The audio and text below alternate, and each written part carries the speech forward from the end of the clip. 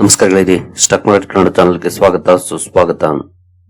ಗೆಳೆಯರಿ, ವಿಡಿಯೋದಲ್ಲಿ ಇವತ್ತು ನಮ್ಮ ಮಾರ್ಕೆಟ್ ಅಲ್ಲಿ ಸುದ್ದಿಯಲ್ಲಿರುವಂತಹ ಇಂಪಾರ್ಟೆಂಟ್ ಶೇರ್ಗಳ ಬಗ್ಗೆ ತಿಳ್ಕೊಳ್ಳುವಂತ ಪ್ರಯತ್ನವನ್ನು ಮಾಡೋಣ.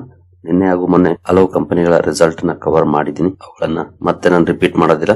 ಹಾಗಾಗಿ ನಿನ್ನೆ ಹಾಗೂ ಮೊನ್ನೆಯ ವಿಡಿಯೋಗಳನ್ನ ನೋಡಿ ರಿಸಲ್ಟ್ ಹೇಗಿದೆ, ರಿಯಾಕ್ಷನ್ ಯಾವ ರೀತಿ ಬರಬಹುದು ಅನ್ನೋದನ್ನ ಇವತ್ತಿನ ವಿಡಿಯೋದಲ್ಲಿ ಅವುಗಳನ್ನು ಹೊರತುಪಡಿಸಿ ಹಲವು ಕಂಪನಿಗಳಿಗೆ ಸಂಬಂಧಪಟ್ಟಂತಹ ಅಪ್ಡೇಟ್ ಗಳಿದ್ದಾವೆ, ಅವುಗಳ ಬಗ್ಗೆ ತಿಳ್ಕೊಳ್ಳುವಂತ ಪ್ರಯತ್ನವನ್ನು ಮಾಡೋಣ. ಮೊದಲಿಗೆ ಡಿಸ್ಕ್ಲೇಮರ್ ಕೊಡ್ಲಿಕ್ಕೆ ಇಷ್ಟಪಡ್ತೀನಿ. ಇಲ್ಲಿ ಕವರ್ ಮಾಡ್ತಿರುವಂತ ಯಾವುದೇ ಸ್ಟಾಕ್ ಅನ್ನು ಕೂಡ ರೆಕಮೆಂಡ್ ಮಾಡ್ತಿಲ್ಲ. ನೀವು ಫರ್ದರ್ ಸ್ಟಡಿ ಮೆಡಿಟೇಷನ್ ತಗೊಳ್ಳಬಹುದು. ಆಸ್ ಎಜುಕೇಶನಲ್ ಪರ್ಪಸ್ ನಾನು ವಿಡಿಯೋ ಮುಂದೆ ತರ್ತಾ ಇದ್ದೀನಿ. ಹಾಗೆ ಡಿಸ್ಕ್ರಿಪ್ಷನ್ ಅಲ್ಲಿ ಅಕೌಂಟ್ ಓಪನಿಂಗ್ ಲಿಂಕ್ ಇರುತ್ತೆ. ಇಂಟ್ರೆಸ್ಟ್ ಇರೋರು ಅಕೌಂಟ್ ಅನ್ನು ಓಪನ್ ಮಾಡಬಹುದು. ಹಾಗೆ ಇನ್ವೆಸ್ಟ್ಮೆಂಟ್ ಗೆ ಸಂಬಂಧಪಟ್ಟಂತೆ ನಿಮ್ಗೆ ಏನಾದ್ರು ಸಪೋರ್ಟ್ ಬೇಕು ಅಂತಂದ್ರೆ ನಮ್ಮನ್ನ ಕಾಂಟ್ಯಾಕ್ಟ್ ಮಾಡಬಹುದು ಇಲ್ಲಿರುವಂತ ನಂಬರ್ ಮೂಲಕ. ಇಲ್ಲಿ ಮೆನ್ಷನ್ ಮಾಡಿರುವಂತ ಎಲ್ಲ ಸರ್ವಿಸಸ್ ನಮ್ಮ ಮೂಲಕ ಸಿಗುತ್ತೆ. ಬಟ್ ಕಂಡೀಷನ್ ಒಂದೇ, ಅಕೌಂಟ್ ನಮ್ಮ ಮೂಲಕ ಓಪನ್ ಆಗಿರಬೇಕು. ಹಾಗಾಗಿ ಅಕೌಂಟ್ ಓಪನ್ ಮಾಡ್ಕೊಳ್ಳಿ, ನಂತರ ಕಾಂಟ್ಯಾಕ್ಟ್ ಮಾಡಿ. ಹೀಗೆ ಅಕೌಂಟ್ ಓಪನ್ ಮಾಡುವಾಗ ಏನಾದ್ರು ಸಮಸ್ಯೆಗಳಾಗಿ ಅಕೌಂಟ್ ಓಪನಿಂಗ್ ಪ್ರೋಸೆಸ್ ಸ್ಟ್ರಕ್ ಆಗಿದ್ರು ಕೂಡ ಸೇಮ್ ನಂಬರ್ ಗೆ ಕಾಲ್ ಮಾಡಿ, ನಮ್ಮ ಟೀಮ್ ಇಂದ ನಿಮ್ಗೆ ಹೆಲ್ಪ್ ಸಿಗುತ್ತೆ. ಗೆಳೆಯರೆ, ನಿನ್ನೆ ಅಂತೂ ನಮ್ಮ ಮಾರ್ಕೆಟ್ ರಜೆ ಇತ್ತು, ಬಟ್ ಗ್ಲೋಬಲ್ ಮಾರ್ಕೆಟ್ ರಜೆ ಇರಲಿಲ್ಲ. ನಿನ್ನೆ ಅಮೆರಿಕನ್ ಮಾರ್ಕೆಟ್ ನ ಪರ್ಫಾರ್ಮೆನ್ಸ್ ಅನ್ನು ನೋಡ್ಕೊಂಡು ಮುಂದುವರೋಣ. ಮೊದಲಿಗೆ ನೋಡಬಹುದು 313 ಪಾಯಿಂಟ್ಸ್ 0.64% ಪಾಸಿಟಿವ್ ಪರ್ಫಾರ್ಮೆನ್ಸ್ ಇದೆ. ಗ್ಯಾಪ್ ಅಪ್ ಅಲ್ಲಿ ಓಪನ್ ಆಗಿದೆ. ಅನಂತರ ಕೂಡ ಒಳ್ಳೆ ಪರ್ಫಾರ್ಮೆನ್ಸ್ ಕಂಟಿನ್ಯೂ ಆಗಿ ಓವರ್ ಆಲ್ 313 ಪಾಯಿಂಟ್ಸ್ ಅಪ್ ಅಲ್ಲಿ ಡೌ ಜೋನ್ಸ್ ನಿನ್ನೆ ಕ್ಲೋಸಿಂಗ್ ಅನ್ನು ಕೊಟ್ಟಿದೆ. ಇನ್ನು ನಾಸ್ಡಾಕ್ ಕಡೆ ಬಂದ್ರೆ ಇಲ್ಲೂ ಕೂಡ 100 ಪಾಯಿಂಟ್ಸ್ 0.43% ಪಾಸಿಟಿವ್ ಪರ್ಫಾರ್ಮೆನ್ಸ್ ಇದೆ ನೋಡಬಹುದು. ಓವರ್ ಆಲ್ ಅಮೆರಿಕನ್ ಮಾರ್ಕೆಟ್ ಒಳ್ಳೆ ಪರ್ಫಾರ್ಮೆನ್ಸ್ ಅನ್ನು ಮಾಡಿದೆ. ನಾಸ್ಡಾಕ್ ಅಲ್ಲಿ ಸ್ವಲ್ಪ ಹೈ ಇಂದ ಡೌನ್ ಫಾಲ್ ಬಂದಿದೆ ನೋಡಬಹುದು, 85 points. But still recent performance ನೋಡ್ಲಿಕ್ಕೆ ಸಿಕ್ಕಿದೆ ನಿನ್ನೆ. ಏನು ನಿಮ್ಗೆ ಈಗಾಗಲೇ ಗೊತ್ತಿರೋ ಹಾಗೆ ಇವತ್ತು ಇಂಡಿಯಾ ಹಾಗೂ ಯುರೋಪಿಯನ್ ಯೂನಿಯನ್ ನ ಜೊತೆ FTA ಸೈನ್ ಆಗ್ತಾ ಇದೆ. ಸೈನ್ ಆದ್ಮೇಲೆ ಏನೆಲ್ಲ ಬದಲಾವಣೆಗಳಾಗಿದೆ ಅಥವಾ ಎಲ್ಲೆಲ್ಲ ಟ್ಯಾರಿಫ್ ಕಡಿಮೆ ಆಗುತ್ತೆ, ಎಲ್ಲಿ ಜಾಸ್ತಿ ಆಗುತ್ತೆ, ಇದ್ರ ಬಗ್ಗೆ ಮಾಹಿತಿ ಬರುತ್ತೆ. ಈ ಎಕ್ಸ್ಪೆಕ್ಟೇಷನ್ ಮೇಲೆ ಯಾವ ಸೆಕ್ಟರ್ ಅಲ್ಲಿ ಇವತ್ತು ರಿಯಾಕ್ಷನ್ ಬರುತ್ತೆ ಅನ್ನೋದನ್ನ ವಾಚ್ ಮಾಡಬಹುದು. ಎಸ್ಪೆಷಲಿ ಡ್ಯೂರಿಂಗ್ ದ ಮಾರ್ಕೆಟ್ ಈ ಅಪ್ಡೇಟ್ ಬಂದ್ರು ಬರಬಹುದು. ಹಾಗಾಗಿ ಇಮಿಡಿಯೇಟ್ಲಿ ರಿಯಾಕ್ಷನ್ ಬರಬಹುದು. ಎಸ್ಪೆಷಲಿ ಆಟೋ ಸೆಕ್ಟರ್ ಫೋಕಸ್ ಅಲ್ಲಿ ಇರುತ್ತೆ. ಇನ್ನು ಉಳಿದಂತೆ ಹಲವು ಸೆಕ್ಟರ್ಸ್ ಇದ್ದಾವೆ. ಫಾರ್ಮಾ ಆಗ್ಬಹುದು, ಕೆಮಿಕಲ್ ಆಗ್ಬಹುದು, ಟೆಕ್ಸ್ಟೈಲ್ ಇಂಡಸ್ಟ್ರಿ, ಇವುಗಳನ್ನೆಲ್ಲ ವಾಚ್ ಮಾಡಬಹುದು. ಆಟೋ ಕೂಡ ಫೋಕಸ್ ಅಲ್ಲಿ ಇರುತ್ತೆ. ಯಾವ ರೀತಿ ಪರ್ಫಾರ್ಮೆನ್ಸ್ ಬರುತ್ತೆ ಇವತ್ತು ಬಿಫೋರ್ ಅನೌನ್ಸ್ಮೆಂಟ್ ಅಂತ. ಒನ್ಸ್ ಅನೌನ್ಸ್ ಆದ್ಮೇಲೆ ಗೊತ್ತಾಗುತ್ತೆ ಯಾವ ಸೆಕ್ಟರ್ ಗೆ ಬೆನಿಫಿಷಿಯಲ್, ಎಲ್ಲಿ ಸ್ವಲ್ಪ ಡಿಸ್ಅಡ್ವಾಂಟೇಜ್ ಆಗುತ್ತೆ ಅಂತ ವಾಚ್ ಮಾಡಬೇಕಾಗುತ್ತೆ ಡೀಟೇಲ್ಸ್ ರಿಲೀಸ್ ಆದ್ಮೇಲೆ. ಹಾಗಾಗಿ ಫೋಕಸ್ ಈ ಕಡೆ ಇರಲಿ. ಇನ್ನು ನಮ್ಮ ಸುಂಕಪ್ಪ ಇನ್ನೊಂದು ಅನೌನ್ಸ್ಮೆಂಟ್ ಅನ್ನ ಮಾಡಿದ್ದಾರೆ ನೋಡಬಹುದು. Donald Trump says hiking tariffs on South Korean goods to 25%. South ಕೊರಿಯಾದ ಮೇಲೆ 25% ಟ್ಯಾರಿಫ್ ಅನ್ನ ಸುಂಕಪ್ಪ ಹಾಕಿದ್ದಾರೆ. ಈಗಾಗಲೇ 15% ಇತ್ತು, ಅದನ್ನ 25% ಮಾಡಿದ್ದಾರೆ. ಒಟ್ಟಿನಲ್ಲಿ ಮತ್ತೊಂದು ದೇಶವನ್ನು ಸುಂಕಗಳ ರಾಜ ಹಿಂಡೋದಕ್ಕೆ ಶುರು ಮಾಡಿದ್ದಾರೆ. ಇನ್ನು ಇಂಡಿವಿಜುವಲ್ ಸ್ಟಾಕ್ ಗಳ ಕಡೆ ಬರೋದಾದ್ರೆ ಇವತ್ತು JSW ಸ್ಟೀಲ್ ಫೋಕಸ್ ಅಲ್ಲಿ ಇರುತ್ತೆ. ಕಾರಣ ಕಂಪನಿ ಒಂದು ಜಾಯಿಂಟ್ ವೆಂಚರ್ ಅನ್ನ ಸ್ಥಾಪನೆ ಮಾಡಿದೆ ಮುಂಬೈಯಲ್ಲಿ ಲ್ಯಾಂಡ್ ಡೆವಲಪ್ಮೆಂಟ್ ಗೆ ಸಂಬಂಧಪಟ್ಟಂತೆ. JSW ರಿಯಾಲ್ಟಿ ಹಾಗೂ ಪೆದ್ದರ್ ರಿಯಾಲ್ಟಿ ಜೊತೆಗೆ 50-50 ಜಾಯಿಂಟ್ ವೆಂಚರ್ ಅನ್ನ ಫಾರ್ಮೇಶನ್ ಮಾಡಿದೆ. ರಿಯಾಲ್ಟಿಗೆ ಸಂಬಂಧಪಟ್ಟಂತೆ ಅಂದ್ರೆ ಲ್ಯಾಂಡ್ ಡೆವಲಪ್ಮೆಂಟ್ ಗೆ ಸಂಬಂಧಪಟ್ಟಂತೆ. ಈ ಸುದ್ದಿ ಕಾರಣಕ್ಕೆ ಸ್ಟಾಕ್ ಫೋಕಸ್ ಅಲ್ಲಿ ಇರುತ್ತೆ. JSW ಸ್ಟೀಲ್ ಅನ್ನ ವಾಚ್ ಮಾಡಬಹುದು, ಯಾವ ರೀತಿ ಇರುತ್ತೆ ಮಾರ್ಕೆಟ್ ಅಲ್ಲಿ ರಿಯಾಕ್ಷನ್ ಅಂತ. ನಂತರ ವಾರಿ ಎನರ್ಜಿಸ್ ಫೋಕಸ್ ಅಲ್ಲಿರುತ್ತೆ. ಕಾರಣ ಕಂಪನಿ ಒಂದು ಸಬ್ಸಿಡಿಯರಿ ಫಾರ್ಮೇಶನ್ ಮಾಡಿದೆ, ಡಿ ಕಾರ್ಬನ್ ಎಕ್ಸ್ ಅಂತ. ಈ ಸಬ್ಸಿಡಿಯರಿ ಫಾರ್ಮೇಶನ್ ಕಾರಣಕ್ಕೆ ಸ್ಟಾಕ್ ಫೋಕಸ್ ಅಲ್ಲಿರುತ್ತೆ. ವಾರಿ ಎನರ್ಜಿಸ್ ಅನ್ನು ಕೂಡ ವಾಚ್ ಮಾಡಬಹುದು, ಏನಾದರೂ ರಿಯಾಕ್ಷನ್ ಇರುತ್ತಾ ಅಂತ. ನಂತರ ಅದಾನಿ ಎಂಟರ್ಪ್ರೈಸಸ್ ಲಿಮಿಟೆಡ್ ಕೂಡ ಫೋಕಸ್ ಅಲ್ಲಿರುತ್ತೆ. Overall Adani group focus ಅಲ್ಲಿರುತ್ತೆ.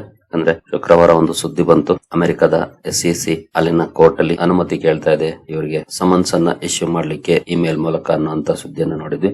ಹಾಗಾಗಿ ಒಂದಷ್ಟು ರಿಯಾಕ್ಷನ್ ಕೂಡ ಬಂತು. ಮಾರ್ಕೆಟ್ ಅಲ್ಲಿ ಸೆಂಟಿಮೆಂಟ್ ಕೂಡ ಸ್ವಲ್ಪ ಮಟ್ಟಿಗೆ ಬದಲಾಯಿತು.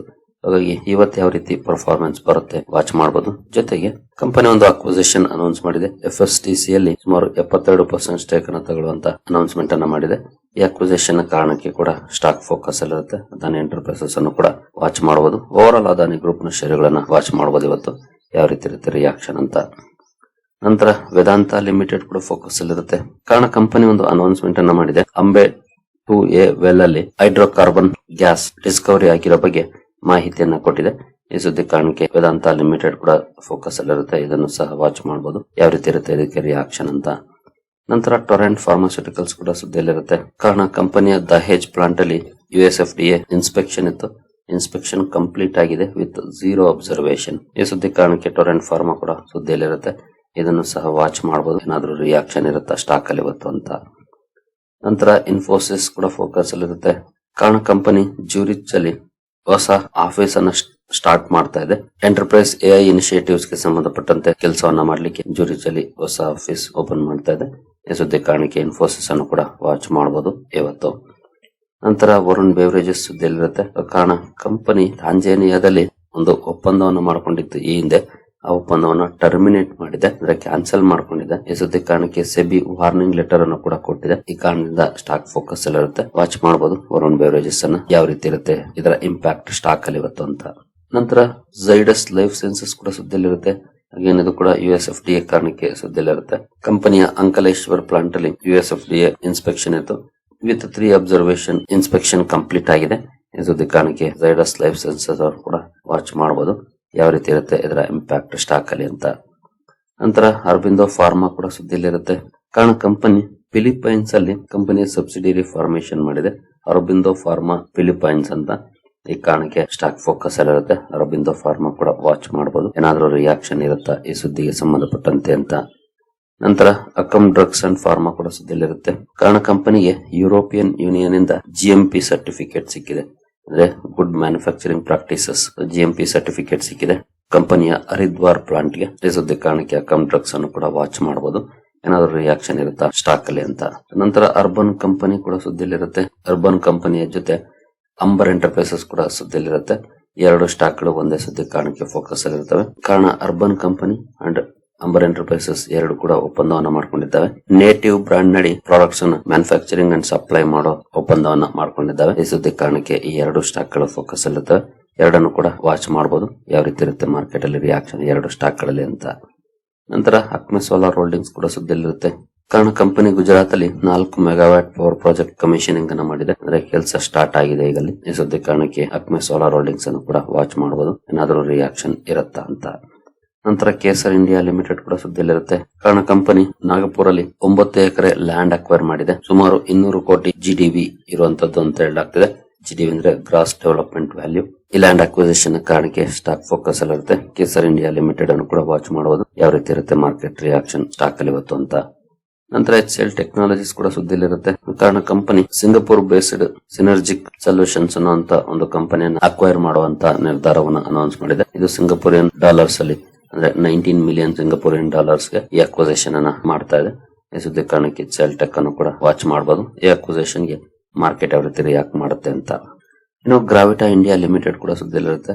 ಕಾರಣ company lithium ion battery recycling venture ಅನ್ನ ಸ್ಟಾರ್ಟ್ ಮಾಡಿದೆ ಮುಂದ್ರಾದಲ್ಲಿ. ಈ ಸುದ್ದಿ ಕಾರಣಕ್ಕೆ ಗ್ರಾವಿಟಾ ಇಂಡಿಯಾ ಲಿಮಿಟೆಡ್ ಅನ್ನು ಕೂಡ ವಾಚ್ ಮಾಡಬಹುದು ಯಾವ ರೀತಿ ಇರುತ್ತೆ ಪರ್ಫಾರ್ಮೆನ್ಸ್ ಅಥವಾ ರಿಯಾಕ್ಷನ್ ಸ್ಟಾಕ್ ನಲ್ಲಿ ಅಂತ. ನಂತರ ಕ್ರಾಂಪ್ಟನ್ ಗ್ರೀವ್ಸ್ ಕನ್ಸ್ಯೂಮರ್ ಎಲೆಕ್ಟ್ರಿಕಲ್ಸ್ ಕೂಡ ಸುದ್ದಿಯಲ್ಲಿರುತ್ತೆ. ಕಾರಣ ಕಂಪನಿ ಟ್ಯಾಬ್ಲೈಟ್ 200 ವ್ಯಾಟ್ಸ್ LED ಫ್ಲಡ್ ಲೈಟ್ಸ್ ನ ಲಾಂಚ್ ಮಾಡಿದೆ. ಈ ಲೈಟ್ಸ್ ಲಾಂಚ್ ನ ಕಾರಣಕ್ಕೆ ಸ್ಟಾಕ್ ಫೋಕಸ್ ಅಲ್ಲಿರುತ್ತೆ. ಕ್ರಾಂಪ್ಟನ್ ಗ್ರೀವ್ಸ್ ಅನ್ನು ಕೂಡ ವಾಚ್ ಮಾಡಬಹುದು ಯಾವ ರೀತಿ ಇರುತ್ತೆ ಪರ್ಫಾರ್ಮೆನ್ಸ್ ಸ್ಟಾಕ್ ಅಲ್ಲಿ ಅಂತ. ನಂತರ ಹೈಡೆಲ್ಬರ್ಗ್ ಸಿಮೆಂಟ್ ಕೂಡ ಸುದ್ದಿಯಲ್ಲಿರುತ್ತೆ. ಕಾರಣ company 2 limestone bidding procedure ಅಲ್ಲಿ ಲೋಯೆಸ್ಟ್ ಬಿಡ್ಡರ್ ಆಗಿ ಹೊರ ಬಂದಿರೋ ಬಗ್ಗೆ ಅಪ್ಡೇಟ್ ಅನ್ನ ಕೊಟ್ಟಿದೆ. ಸುಮಾರು 167 ಮಿಲಿಯನ್ ಟನ್ಸ್ ಇರುವಂತಹ ಲೈಮ್ ಸ್ಟೋನ್ ಬ್ಲಾಕ್ಸ್. ಹಾಗಾಗಿ ಹೈಡೆಲ್ಬರ್ಗ್ ಸಿಮೆಂಟ್ ಕೂಡ ಫೋಕಸ್ ಅಲ್ಲಿರುತ್ತೆ. ಈ ಸ್ಟಾಕ್ ಅನ್ನು ಸಹ ವಾಚ್ ಮಾಡಬಹುದು ಯಾವ ರೀತಿ ಇರುತ್ತೆ ಇವತ್ತು ರಿಯಾಕ್ಷನ್ ಈ ಸುದ್ದಿ ಕಾರಣಕ್ಕೆ ಅಂತ. ನಂತರ LT ಫುಡ್ಸ್ ಕೂಡ ಸುದ್ದಿಯಲ್ಲಿರುತ್ತೆ. ಕಾರಣ ಕಂಪನಿ ಐಎಂ ಆರ್ಗ್ಯಾನಿಕ್ ಅನ್ನುವಂತ ಬ್ರಾಂಡ್ ನಡಿ ಬಾಸ್ಮತಿ ರೈಸ್ ಹಾಗೂ ಸೋನಾ ಮಸೂರಿ ರೈಸ್ ಲಾಂಚ್ ಮಾಡಿದೆ. Organic basmati and Sona Masuri rice. ಈ ಸುದ್ದಿ ಕಾರಣಕ್ಕೆ LT ಫುಡ್ಸ್ ಅನ್ನು ಕೂಡ ವಾಚ್ ಮಾಡಬಹುದು ಯಾವ ರೀತಿ ಇರುತ್ತೆ ಮಾರ್ಕೆಟ್ ರಿಯಾಕ್ಷನ್ ಅಂತ. ಇನ್ನು ನಿನ್ನೆ ಮೊನ್ನೆ ಅನೌನ್ಸ್ ಮಾಡಿದಂತ ರಿಸಲ್ಟ್ ಗಳಂತೂ ಈಗಾಗಲೇ ಕವರ್ ಮಾಡಿದ್ದೀನಿ. ಇವತ್ತು ಯಾವೆಲ್ಲ ಕಂಪನಿಗಳ ರಿಸಲ್ಟ್ ಇದೆ ಅಂತ ನೋಡೋದಾದ್ರೆ ಏಷ್ಯನ್ ಪೇಂಟ್ಸ್ ನ ರಿಸಲ್ಟ್ ಇದೆ ಇವತ್ತು ನೋಡಬಹುದು. ಬಿಕಾಜಿ ಫುಡ್ಸ್ ಇದೆ, ಬೋಂಡದ ಇಂಜಿನಿಯರಿಂಗ್ ಇದೆ, CG ಪವರ್ ನ ರಿಸಲ್ಟ್ ಇದೆ ಇವತ್ತು, ದೊಡ್ಲಾ ಇದೆ, ಹಾಗೆ ಐಡಿಯಾ ಇದೆ, ಮಾರಿಕೋ ರಿಸಲ್ಟ್ ಇದೆ, ಮೆಟ್ರೋ ಬ್ರಾಂಡ್ ಇದೆ ಇವತ್ತು, ಮೋತಿಲಾಲ್ ಒಸ್ವಾಲ್ ಫೈನಾನ್ಷಿಯಲ್ ಸರ್ವಿಸಸ್ ಇದೆ, Nesco, Orient Bell, Omax auto, PC jeweller ನ ರಿಸಲ್ಟ್ ಇದೆ, ರೇಮಂಡ್ ಇದೆ, ರೇಮಂಡ್ ರಿಯಾಲಿಟಿ ಕೂಡ ಇದೆ, RK forge, Sambhav, share India securities ಇದೆ. ಈ ಎಲ್ಲ ಸ್ಟಾಕ್ ಗಳನ್ನು ಕೂಡ ವಾಚ್ ಮಾಡಬಹುದು. ಹಾಗೆ ನಿಫ್ಟಿ 50 ಅಲ್ಲಿರುವಂತಹ ಟಾಟಾ ಕನ್ಸ್ಯೂಮರ್ ರಿಸಲ್ಟ್ ಕೂಡ ಇದೆ, ಟಿಪ್ಸ್ ಫಿಲಂ ಇದೆ, ವೈಭವ್ ಗ್ಲೋಬಲ್ ಇದೆ. ಈ ಕಂಪನಿಗಳನ್ನು ಕೂಡ ವಾಚ್ ಮಾಡಬಹುದು ಯಾವ ರೀತಿ ಇರುತ್ತೆ ರಿಸಲ್ಟ್ಸ್ ಅಂತ. ಜೊತೆಗೆ ಡ್ಯೂರಿಂಗ್ ದ ಮಾರ್ಕೆಟ್ ರಿಸಲ್ಟ್ ಬಂದ್ರೆ ಇಮಿಡಿಯೇಟ್ಲಿ ರಿಯಾಕ್ಷನ್ ಕೂಡ ಇರುತ್ತೆ. ಹಾಗಾಗಿ ಸ್ಟಾಕ್ ಗಳನ್ನ ಕ್ಲೋಸ್ಲಿ ವಾಚ್ ಮಾಡಬಹುದು. ಏನು ಇಂಡೈಸಸ್ ಗಳ ಪರ್ಫಾರ್ಮೆನ್ಸ್ ಕಡೆ ಬಂದ್ರೆ ಈಗಾಗಲೇ ನಿನ್ನೆ ವಿಡಿಯೋದಲ್ಲಿ ಒಂದಷ್ಟು ಮಾಹಿತಿಯನ್ನ ಕೊಟ್ಟಿದ್ದೆ. IT ಹಾಗೂ ಮೆಟಲ್ ಅಲ್ಲಿ ಸ್ವಲ್ಪ ಇನ್ಸೈಡ್ ಸ್ಟ್ರೆಂತ್ ನೋಡ್ಲಿಕ್ಕೆ ಸಿಗ್ತಿದೆ. ಕ್ಲೋಸ್ಲಿ ಅವುಗಳನ್ನ ವಾಚ್ ಮಾಡಬೇಕಾಗುತ್ತೆ ಅಂತ. ಸ್ವಲ್ಪ ವೀಕ್ನೆಸ್ ಅಂತಂದ್ರೆ FMCG ಆಟೋದಲ್ಲಿ ನೋಡಿ ಕಾಣ್ತಾ ಇದೆ. ಬಹುಶಃ IT ಹಾಗೂ ಮೆಟಲ್ ಈ ವಾರ ಕೂಡ ಔಟ್ ಪರ್ಫಾರ್ಮ್ ಮಾಡಬಹುದು ಅನ್ನೋಂತ ಎಕ್ಸ್ಪೆಕ್ಟೇಷನ್ ಇದೆ. ಹಾಗಾಗಿ ಅವುಗಳನ್ನ ವಾಚ್ ಮಾಡಬಹುದು. ಇವನ್ ಬ್ಯಾಂಕ್ಸ್ ಅನ್ನು ಕೂಡ ಲಾಸ್ಟ್ ವೀಕ್ ಅಂತೂ ಎಸ್ಪೆಷಲಿ ಶುಕ್ರವಾರದ ಸೆಷನ್ ಅಲ್ಲಿ ಅಂತ ಒಳ್ಳೆ ಪರ್ಫಾರ್ಮೆನ್ಸ್ ಏನ್ ಬರ್ಲಿಲ್ಲ. ನೋಡೋಣ ಇವತ್ತು ಯಾವ ರೀತಿ ಇರುತ್ತೆ ಪರ್ಫಾರ್ಮೆನ್ಸ್ ಅಂತ. ಇನ್ನು ಗಿಫ್ಟ್ ನಿಫ್ಟಿ ಕಡೆ ಬಂದ್ರೆ ಗಿಫ್ಟ್ ನಿಫ್ಟಿಲಿ ಸದ್ಯದ ಮಟ್ಟಿಗೆ ಯಾವ ರೀತಿ ಪರ್ಫಾರ್ಮೆನ್ಸ್ ಇದೆ ಅಂತ ನೋಡಬಹುದು. 76 ಪಾಯಿಂಟ್ಸ್ 0.3% ಪಾಸಿಟಿವ್ ಪರ್ಫಾರ್ಮೆನ್ಸ್ ಇದೆ. ಹಾಗೆ ಏಷ್ಯನ್ ಮಾರ್ಕೆಟ್ ಗಳಲ್ಲೂ ಕೂಡ ಒಳ್ಳೆ ಪರ್ಫಾರ್ಮೆನ್ಸ್ ಇದೆ. ಶಾಂಘೈ ಕಾಂಪೋಸಿಟ್ ಮಾತ್ರ ಸ್ವಲ್ಪ ನೆಗೆಟಿವ್ ಅಲ್ಲಿ ಟ್ರೇಡ್ ಆಗ್ತಿದೆ ಬಿಟ್ರೆ ಇನ್ನು ಉಳಿದ ಮಾರ್ಕೆಟ್ಸ್ ಪಾಸಿಟಿವ್ ಅಲ್ಲಿ ಇದಾವೆ. ನಿಕ್ಕೈ ಫ್ಲಾಟ್ ಆಗಿ ಟ್ರೇಡ್ ಆಗ್ತಿದೆ. But gift Nifty as of ನಾವು ಪಾಸಿಟಿವ್ ಇಂಡಿಕೇಶನ್ ಅನ್ನ ಕೊಡ್ತಾ ಇದೆ. ಇನ್ನು ಅಮೆರಿಕನ್ ಮಾರ್ಕೆಟ್ ನ ಫ್ಯೂಚರ್ಸ್ ಅನ್ನು ನೋಡಿದ್ರೆ ಇಲ್ಲಿ ಕೂಡ ಸ್ವಲ್ಪ ನೆಗೆಟಿವ್ ಪರ್ಫಾರ್ಮೆನ್ಸ್ ಇದೆ. 90.0.18%. ಇನ್ನು ಕಮಾಡಿಟೀಸ್ ಕಡೆ ಬಂದ್ರೆ ಬ್ರೆಂಟ್ ಅಲ್ಲಿ ಮೋರ್ ದನ್ 0.5% ಡೌನ್ ಫಾಲ್ ಇದೆ. ಇವತ್ತು ಒಳ್ಳೆ ಸುದ್ದಿ ಅಂತಾನೆ ಹೇಳ್ಬೋದು. ಗೋಲ್ಡ್ ಅಲ್ಲಿ ನಿಯರ್ಲಿ 1% ರ್ಯಾಲಿ ಇದೆ ಸದ್ಯದ ಮಟ್ಟಿಗೆ. ಇನ್ನು USD INR ಕಡೆ ಬಂದ್ರೆ ಇಲ್ಲಿ ನೋಡಬಹುದು 91.94 ಹೋಗಿದೆ as of now rupee dollar ಎದುರುಗಡೆ. ನೋಡೋಣ ಇವತ್ತು ಯಾವ ರೀತಿ ಇರುತ್ತೆ ಪರ್ಫಾರ್ಮೆನ್ಸ್ ಅಂತ.